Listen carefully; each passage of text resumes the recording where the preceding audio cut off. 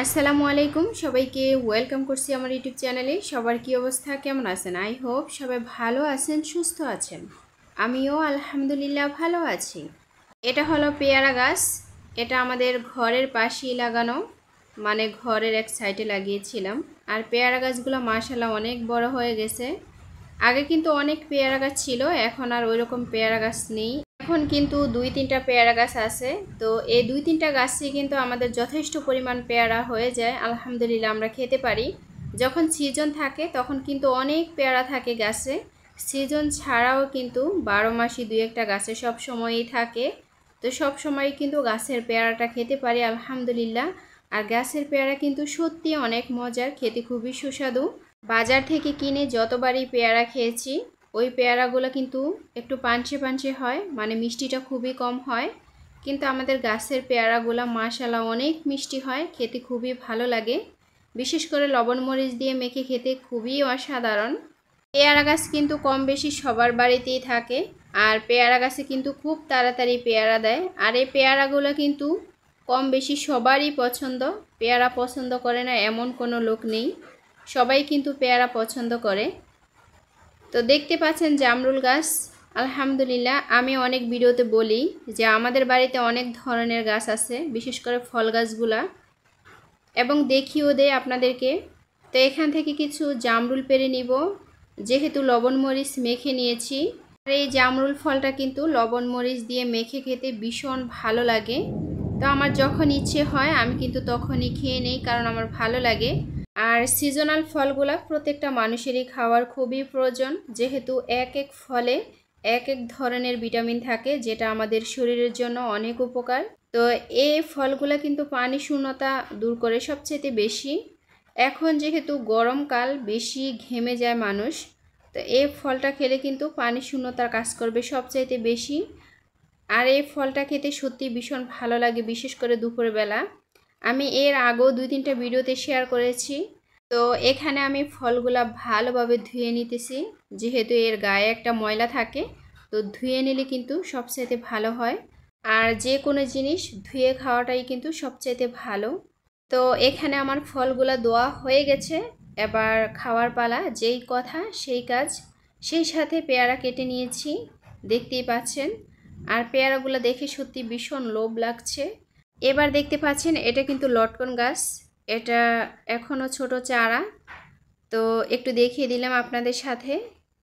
এবার আমি চলে যাচ্ছি বাগানে, মানে এটা হচ্ছে আমাদের বাহিরের টয়লেট। তো এখান দিয়ে কিন্তু আমাদের বাগানে যেতে হয় আর কি। এখানে আসার মূলত কারণ হচ্ছে এখানে কলার ছড়া আছে, আর মাশাআল্লাহ কলার ছড়াটা কিন্তু পেকে আছে। আর গাছ পাকা কলা খেতে ভীষণ ভালো লাগে, খুবই ফ্রেশ ফল। ভাগ্য ভালো যে ফাঁকিয়ে এখনও দেখে নেই, আর ফাঁকিয়ে দেখলে কিন্তু খেয়ে ফেলতো। আমি এসেছিলাম এখানে একটা কাজের জন্য। তো এখানে এসে দেখি যে কলার ছড়াটা পেকে আছে, না হয় কিন্তু জানতাম না, ফাঁকিয়ে খেয়ে ফেলতো। কারণ অধিকাংশ কলার ছড়া কিন্তু ফাঁকিয়ে খেয়ে ফেলে।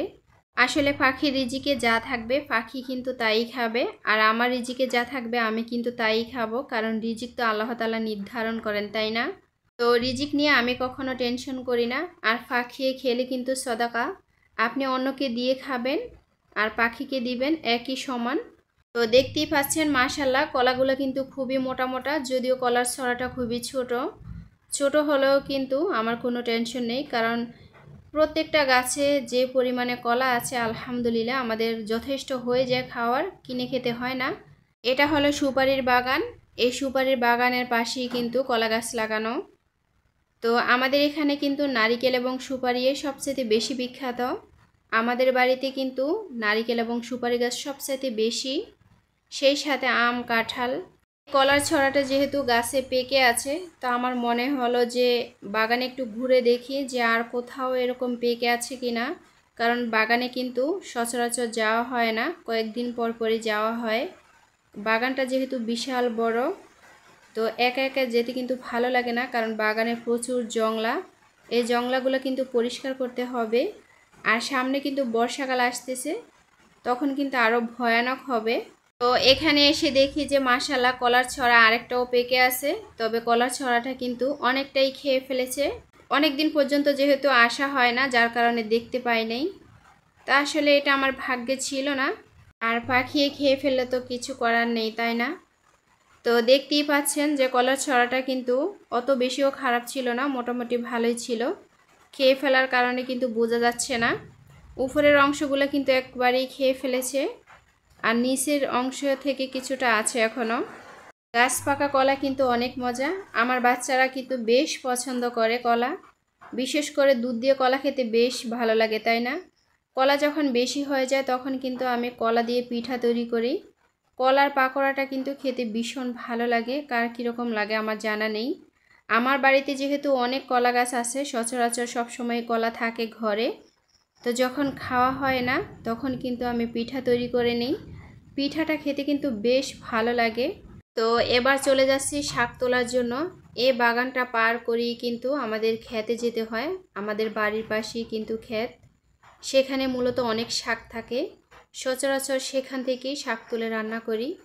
তো আজকে কিন্তু সেখানেই চলে যাচ্ছি শাক তোলার জন্য। আর দেখতেই পাচ্ছেন যে সুপারির বাগানে কত জংলা হয়ে আছে। এই জংলাগুলো মূলত হচ্ছে ডেকির শাক, অনেকে কিন্তু ডেকির শাক বেশ পছন্দ করেন। আসলে আমাদের আসি বিদেই কিন্তু আমরা ওইরকমভাবে খাই না, তবে ডেকির শাক খেতে কিন্তু অনেক মজা, বিশেষ করে ইলিশ মাছ অথবা চিংড়ি মাছ দিয়ে রান্না করলে বেশ ভালো লাগে। আর আমাদের বাগানের পাশেই কিন্তু আমাদের পুকুরটা, তো পুকুরটা একটু দেখিয়ে দিলাম।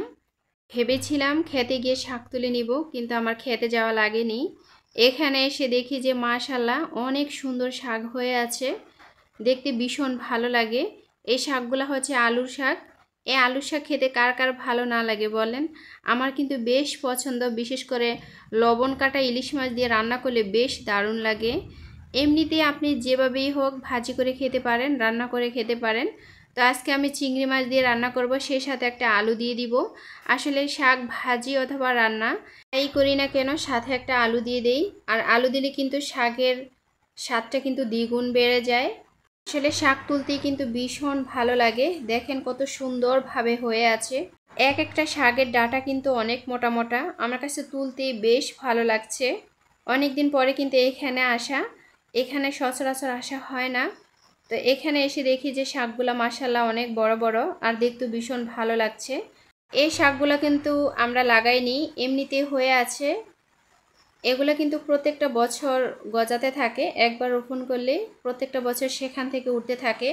যেহেতু একবার লাগিয়েছিলাম তো এখন আর লাগাতে হয় না, সেখান থেকেই কিন্তু প্রত্যেকটা বছর গাছ উঠতে থাকে, আর সেখান থেকে মূলত পাতা নিয়ে খেতে পারি। এই আলুর চাষ করা হয়, এগুলা কিন্তু খেতে ভীষণ ভালো লাগে, মিষ্টি আলু। তো মিষ্টি আলু কিন্তু সবারই পছন্দ। ছোটোবেলায় মা দেখতাম মিষ্টি আলু চুলাতে পোড়া দিয়ে তারপরে রেখে দিত, বিশেষ করে সকালবেলা খেতে ভীষণ ভালো লাগতো।